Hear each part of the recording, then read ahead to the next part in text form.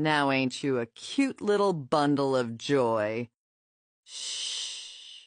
Hush, little baby, don't say a word.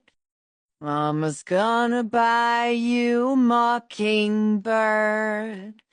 And if that mockingbird won't sing, Mama's gonna buy you a diamond ring. You let go of my son, please.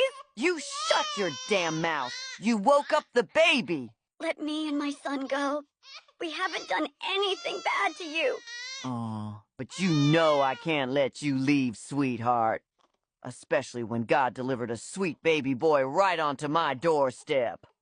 Well, why are you doing this? What kind of a monster are you? How dare you call me that? Do you know how many times I've been married? Do you know how many times I prayed to God for a kid of my own? And finally, I now have one, thanks to the Lord. Has it ever occurred to you that God never gave you one because you're a crazy bitch? Shh, don't you worry, my sweet little Johnny. Mama's gonna take care of this evil woman. No, wait. What are you doing? Get away from me, you bitch! Get away from me!